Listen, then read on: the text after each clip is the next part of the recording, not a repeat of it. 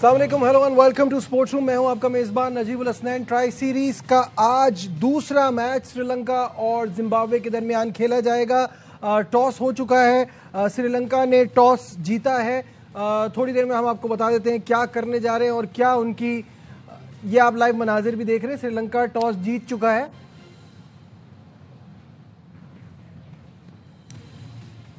اور سری لنکا نے فیلڈنگ کا فیصلہ کیا ہے. When the spinner starts to come on, I thought the wicket was slightly on the slower side and there was slow turn as well, and I thought we just wanted to go with the same momentum as in the power play. Unfortunately, T20 doesn't work like that. I thought there was a bit of dirty work needed to be done. Unfortunately, we didn't do that, and that's why we ended up losing 4 wickets quick succession, didn't score many runs, and then we were on the back foot. We did have a decent recovery, but I thought it wasn't enough. Yeah, looked frustrated when you're batting with the tail. Any chance of you promoting yourself up the order at number 3 today? The thing is, there is a role for everyone given. I like to give those guys the role that they have prepared for. There was a time I was going to walk out at 3, but unfortunately we lost the wicket at the wrong time. So we have those flexibility. I was going to walk out at 4, but then we thought the left-arm spinner has just bowled 1. He's got 3 more overs to go, so we thought we'll go with the right and left combination as well. So yeah, we are very flexible, but listen, everybody has their roles to play. I could fail at 3, I could fail at 5 as well, so we try not to think too much of that, and we try and put on all the trust that we have. جی, سری لنکا نے toss جیتا ہے اور fielding کا فیصلہ کیا ہے, اور سکندر رضا جو کہ زمبابوے کے کپتان ہیں وہ اس بات کو سمجھتے ہیں کہ پچھلا میچ ہارنے کے بعد یہ میچ جیتنا کتنا ضروری ہے. اگر یہاں ہارے تو زمبابوے کی مشکلات بڑھ جائیں گی. جی ہاں, اسٹوڈیو میں میرے ساتھ موجود ہیں فارمر ٹیسٹ کرکٹر, آپ سب کے جانے پہچانے توصیف احمد صاحب. توصیف بھائی السلام علیکم, ویلکم ٹو دا شو. جی وعلیکم السلام. توصیف بھائی, ٹرائی سیریز کا آغاز پاکستان کی جیت سے ہوا اور اس پہ ہم نے بڑی ڈیٹیل میں اس پہ بات کی ہم نے کہ پاکستان ٹیم جو ہے وہ جیتی تو ضرور ہے, لیکن یہ رنز ہم چاہتے تھے 5 اوور پہلے بن جاتے, اتنی وکٹیں نہ گری ہوتی, but at the end of the day جیت امپورٹنٹ ہے. تو کیسا دیکھتے ہیں آپ اس کو؟ نہیں بالکل, ہمارے لیے تو ویسے بھی جیت امپورٹنٹ ہے, کافی لوگوں کے لیے ہے, مطلب پلیئروں کے لیے بھی ہے, کرکٹ بورڈ کے لیے بھی بہت ضروری ہے کہ آپ جیتیں, اس لیے کہ ہمارے یہاں مشکلات بہت آتی ہیں, ہارتے رہیں تو مشکلات آتی ہیں. بٹ آئی تھنک میرا خیال بالکل ابھی تک ہم سیٹل نہیں ہو پائے, میری نظر میں سیٹل ہم نہیں ہوئے.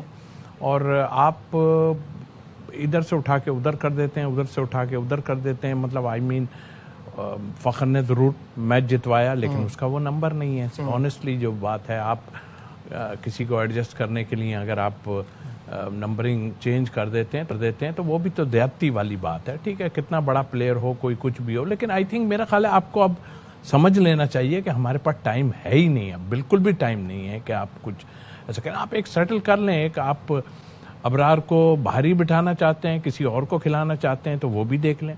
اور جبکہ بنتا ہی نہیں ہے حساب ابرار کا باہر بیٹھنے کا, جب باہر بٹھایا آپ نے, اگر آپ یہ کہیں میری نظر میں کہ آپ یہ کہیں جی ہم لوگوں کو چیک ہیں, آپ لوگوں کو چیک نہیں کر رہے, آپ تو بس کر رہے ہیں کہ بس چینج کرتے ہیں. بٹ آئیے ہوپ اللہ کرے کہ مشکل ضرور ہے, مگر ہم جن ٹیموں سے اس وقت کھیل رہے ہیں نا نجیب, وہ ٹیمیں بہت لو رینک ٹیم ہے, ظاہر سی بات ہے, کیونکہ اس سے وہی ہمارے پہلے بھی یہی بڑا ایک مسئلہ رہا ہے کہ ہم ان ٹیموں کے خلاف کھیل کر یا جیت کر انفیکٹ ہم یہ اپنی پروگریس کا اندازہ نہیں لگا پائیں گے.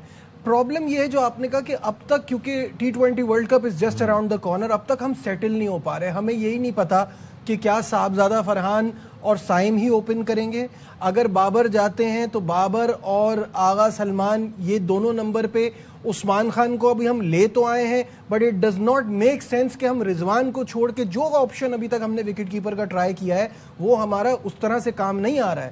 کیا کہیں گے؟ دیکھیے, ایک تو پہلے وکٹ کیپنگ کی آپ کی بات, وہ تو وہاں پہ کام ہونے والا ہے نہیں. رضوان ڈیفینیٹلی اندر آ جائیں گے, رضوان ڈیفینیٹلی اندر آ جائیں گے. باقی آپ نے بات کی, یس بہت ہی عمدہ اسٹارٹ کیا صاحبزادہ فرحان نے, جس طرح دیکھا ڈومیسٹک میں بہت کچھ کیا اور پھر کر دی. لیکن اب مجھے فیل ایسا ہو رہا ہے کہ کہیں ایسا نہ ہو کہ ان کے لیے مشکلات بڑھ جائیں بہت زیادہ ہے, اس لیے کہ وہ 2-3 چوکے مارتے ہیں, پہ 4-6 بال نے ڈاٹ بھی کھیل جاتے ہیں اس طرح. جی یہ تو یہ ہمارے لیے پرابلم ہے بنی ہوئی. تو سائم تو میں سمجھتا ہوں کہ سائم کو تو ابھی کوئی ہلا نہیں سکتا میرے حساب سے, اور تینوں فارمیٹ میں تو کہتا ہوں کہ اس کو ہے, اور وہ نظر آتا ہے کہ ہاں کیا کر. لیکن اس کو بھی سوچنا چاہیے کہ ایک ایسی اننگ کھیلی جائے جو کہ میچ وننگ ایسی ہو. اوپر سے آپ دے دیتے ہیں رن سارا, نیچے جا کے پھر پھنس جاتے ہیں. اب زمبابوے کے خلاف اگر ہم 4 بالیں پہلے جیتتے ہیں تو کوئی سمجھنے والی بات ہے نہیں. اچھا جو آپ نے بھی بات کی نا فخر زمان کی, دیکھیں وہی والی بات ہے کہ یہ زمبابوے کے خلاف اپنے ہی گھر میں آپ 5ویں 6ٹھے نمبر پہ آپ ٹرائی کر رہے ہیں, سمجھ میں آتا ہے کیا یہ فارمولا سری لنکا میں ہونے والے ورلڈ کپ میں کام آئے گا؟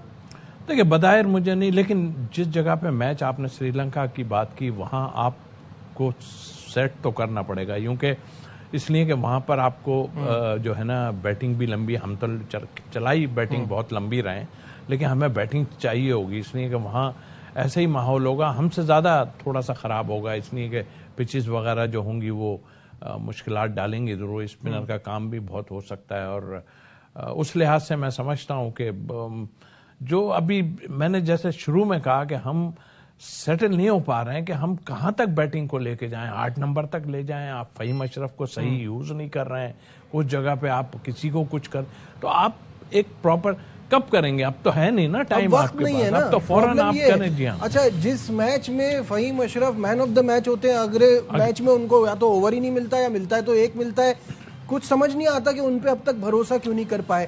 ایک پلیئر جو اندر باہر کا شکار رہا ہے ہمیشہ, محمد وسیم جونیئر, اس کا بھی نہیں پتہ چلتا کہ آپ نے اس سے کتنا کام لینا ہے کتنا نہیں لینا. یہ ایک پرابلم ہے.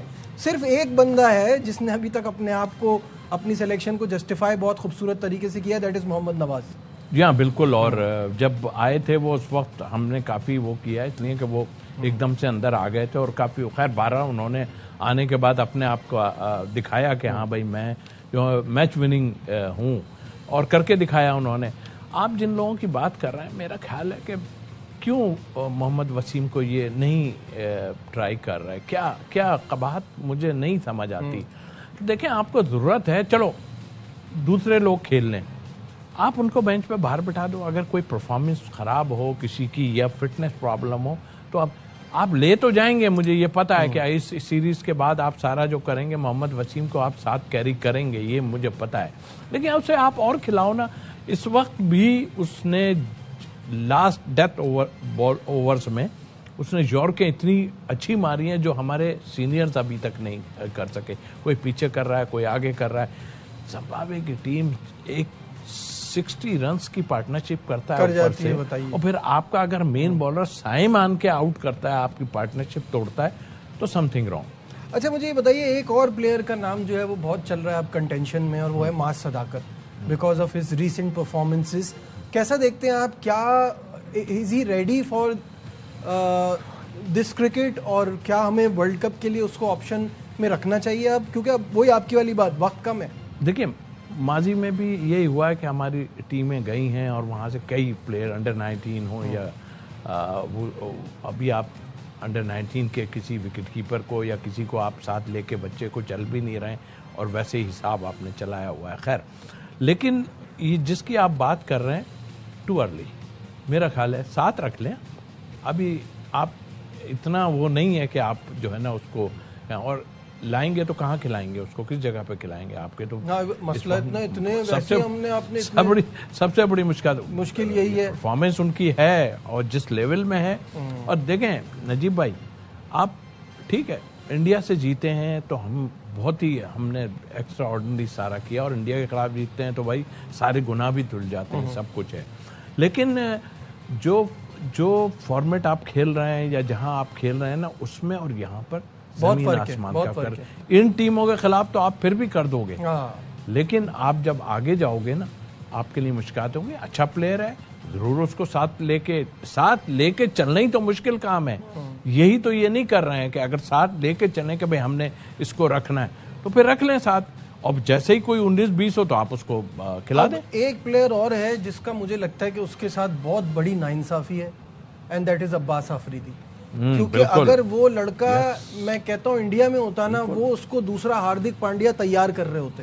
بالکل آپ کے پاس وہ with the ball he is exceptional, batting میں بھی وہ بہت یوٹیلیٹی ثابت ہو سکتا ہے, بٹ پتہ نہیں کیوں اس کو اتنا سیریس نہیں لیا جاتا. پتہ نہیں کیوں, کیا مطلب ہے. آپ دیکھیں نا کوئی جو فہیم اشرف آ گئے ہیں, دوسرے 1-2 کے ٹائی جب پڑنی شروع ہوتی ہے نا, تو یہ ہے آپ بنانا چاہتے ہیں تو اس کو آپ ایٹ لیسٹ بینچ پہ باہر بٹھا کے رکھو, اس کو کھلاؤ. اور آپ نے بالکل ٹھیک ہے, وہ بہت زبردست آل راؤنڈر ہے.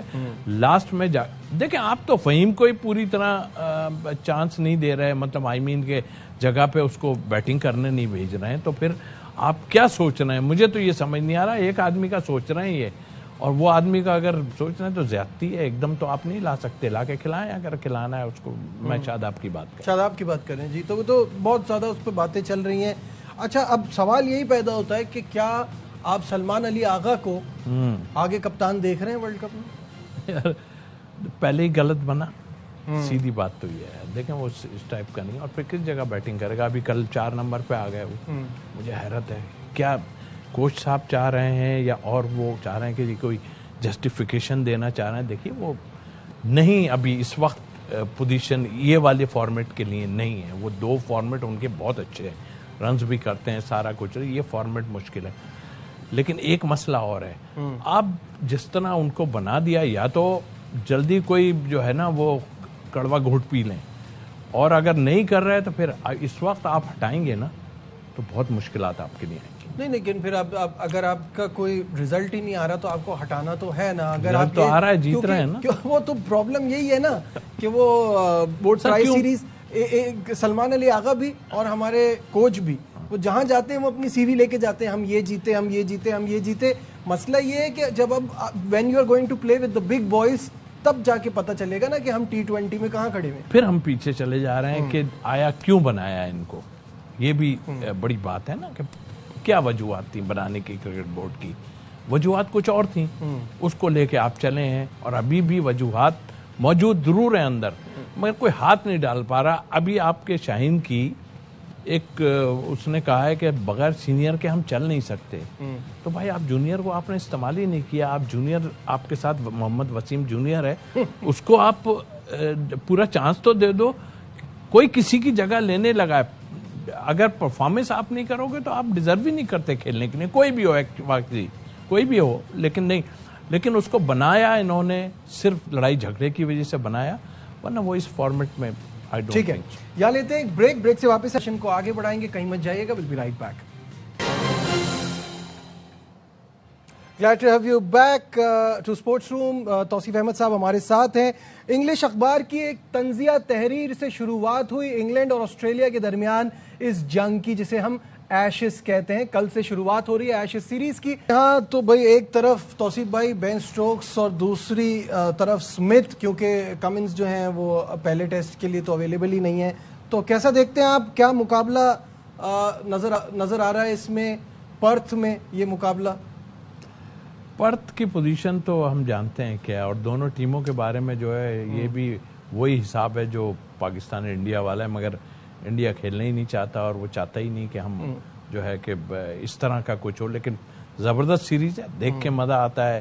اگر ٹی وی پہ چل رہا ہوتا ہے یہ میچز اور کوئی اور ہم میچ چل رہے ہوں تو ہم اسی طرف چلے جاتے ہیں, اور ایک چیز نظر آتی ہے, کرکٹ اصل دیکھنے میں نظر آتی ہے کہ ہاں کرکٹ ہے. آئی ہوپ, مجھے تو لگ رہا ہے کافی کہ آسٹریلیا ڈومینیٹ کرنا چاہیے, اور آئیں گے پوری تیاری سے اپنی وہ. اور انگلینڈ ظاہر ہے کہ ان کی سیریز جو ہے وہ mark would, جوفرا Archer, Scott Borland, Mitchell stork, کیا تیز بالنگ زبردست ہوگی. جی ہاں, سب کی ہوگی, اور ڈیفینیٹلی سب تیاری کی ہوئی ہوگی سب نے. اور اب میں سمجھتا ہوں کہ یہ پیس والی بولنگ جو ہے نا وہ اس سے تھوڑا سا زیادہ نہیں گھبراتے لوگ. جہاں سیم یا سوئنگ ہوتا ہے نا نجیب بھائی, وہاں ذرا پرابلم زیادہ ہوتی ہے. تو تیز کو تو یہ سب کھیلتے ہیں, اور آپ نے دیکھا ہے کہ اسمتھ وغیرہ تو ایسے ہی کام نہیں بنایا, اور انڈر 19 سے لے کے یہ لوگ چلے ہیں, اور کئی ایسے پلیئروں کی مثال ہے کہ وہاں سے آن کے ہم ہی انڈر 19 سے, کوہلی کی لے لیں بات یا اور لوگوں کی بات ہے کہ وہ کہاں پہنچ گئے. ہمیں مشکلات ہوتی ہیں, بٹ یہ سیریز تو مطلب ابھی سے ہمیں دوسرے میچز دیکھنے کا اتنا نہیں ہو رہا جتنا کہ ہم ظاہر ہے کہ یہ بالکل ٹھیک ہے. ایشز سے پھر ایک بار بڑھتے ٹرائی سیریز کی طرف. آج جو مقابلہ ہے توصیف بھائی اس کو کیسا دیکھ رہے ہیں, کیونکہ جو بھی کہیے پاکستان کے خلاف زمبابوے نے سٹارٹ اچھا لیا, پھر ان کی 7 وکٹیں 37 رن پہ گر گئیں, تو اس کی وجہ سے وہ پرابلم میں آ گئے. آج کیسا دیکھتے ہیں اگینسٹ سری لنکا, کیا کرنے کی صلاحیت رکھتے ہیں؟ دیکھیں فارمیٹ ایسا ہے, کچھ بھی کہہ سکتے ہیں. آپ نے دیکھا کہ ہم تو ان سے رینکنگ میں 12ویں نمبر پہ ہیں, لیکن یہ فارمیٹ ایسا ہے کہ آپ نے دیکھ لیا کہ کہاں چلا گیا میچ. کسی کی بھی غلطی ہو, کوئی ہو, ہم اس کو نہیں. لیکن سری لنکا تو میرا خیال ہے کہ ڈومینیٹ کرتا ہے اس آج کے میچ میں, اور ان کے پاس ایکسپیرینس تھوڑا سا کم ہے، اور ان کا جو کپتان ہے نا زمبابوے کا، یہ خطرناک ہے، یہ بولنگ میں بہت خطرناک ہے، یہ بیٹنگ میں بھی بڑا باڈی لینگویج جو ابھی ہم سن رہے تھے، یس. تو میرا خیال ہے کہ ڈومینیٹ تو جو ہے وہ ڈیفینیٹلی سری لنکا کرے گا، بٹ نیور نو. پھر وہی کہتا ہوں کہ اچھا کریں گے، ٹاس جیت لیا ہے انہوں نے. ڈیو فیکٹر کا بھی خیال آتا ہے سب کو، اور سب اسی لیے کریں گے کہ جی بعد میں ڈیو فیکٹر آئے گا. بٹ ڈیو فیکٹر آنے کے باوجود بھی جو زمبابوے نے پرفارمنس دی ہے ہمارے خلاف، ان کو آپ کے خیال میں کتنا سکور بورڈ پہ سجانا ہوگا؟ کیونکہ جس طرح سے they started in the game against Pakistan, یہ لگ رہا تھا کہ 180 188 تک چلی جائے گی بات، لیکن وہ 147 پر ڈھیر ہو گئے. تو اب بتائیے کہ 170 تک تو جانا چاہیے، 170 175 ہونا چاہیے، اتنا ہی ہونا چلے بھائی. تو بھائی زمبابوے کے لیے یہ ہے کہ اتنا سکور تو ہو کہ کم از کم کچھ میچ دیکھنے کا مزہ. کلیئرلی سری لنکا مچ ایکسپیرینس سائیڈ اور یہاں فیوریٹ نظر آ رہی ہے. چلتے چلتے ارشد ندیم کو ہماری طرف سے بھی بہت بہت مبارکباد، جو ان کا نیزہ جو ہے ایک بار پھر گولڈ میڈل لے اڑا اسلامک سولیڈیریٹی گیمز میں. 83.05 میٹر کا تھرو جو انہوں نے کیا، اس سے انہوں نے پاکستان کا نام ایک بار پھر روشن کیا، جس کے لیے پورے پاکستان کو اور ارشد ندیم کو بہت بہت مبارکباد. آج کے پروگرام میں بس اتنا ہی. دیجیے اپنے میزبان نجیب الحسنین کو اجازت. اپنا بہت خیال رکھیے. اللہ حافظ.